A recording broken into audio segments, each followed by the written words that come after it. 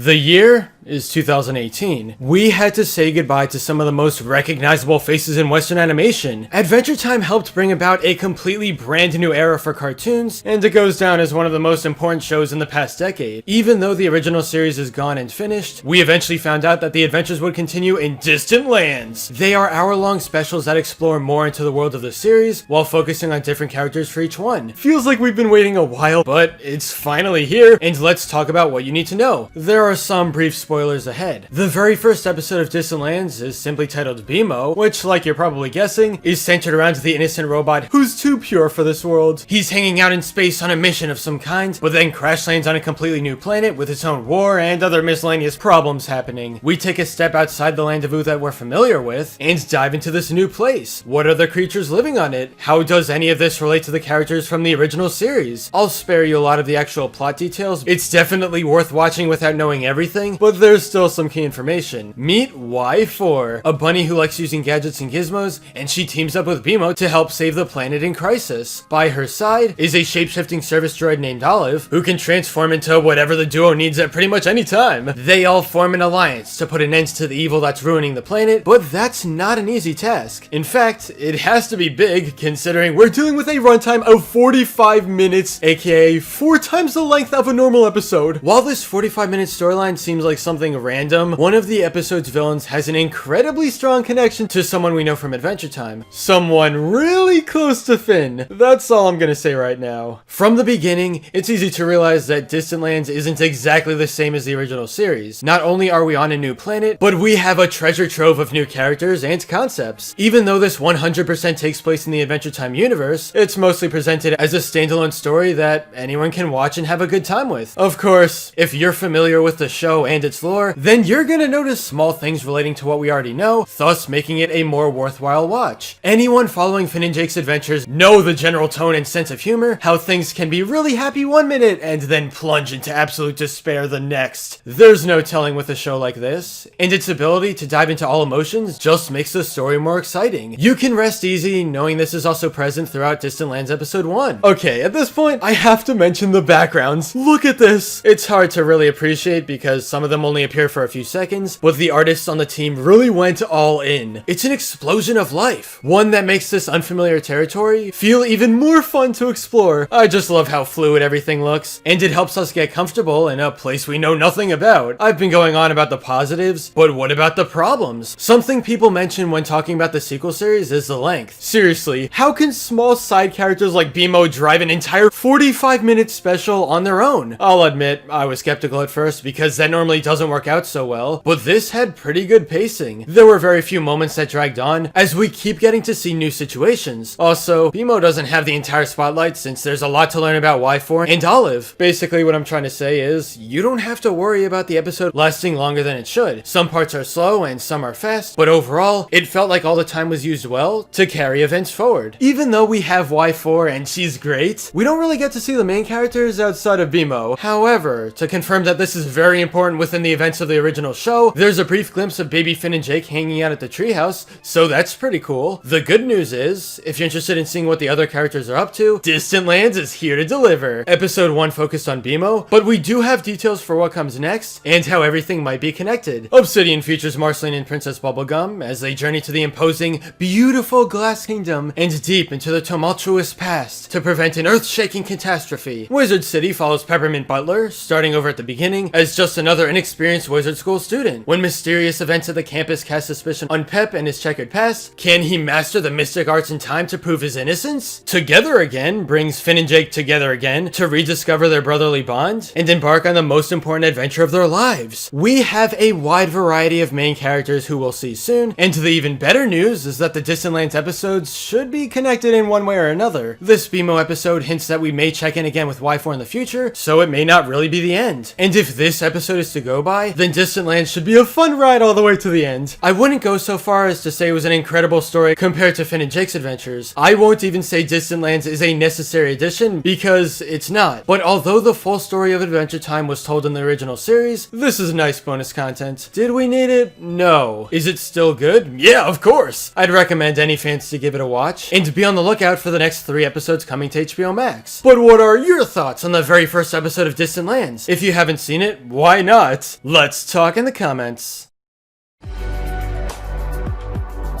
But anyway, that's all for this video. Subscribe for more awesome cartoon videos. Give a thumbs up and comment below, let me know what you think. Thanks for watching, and I'll see you guys next time.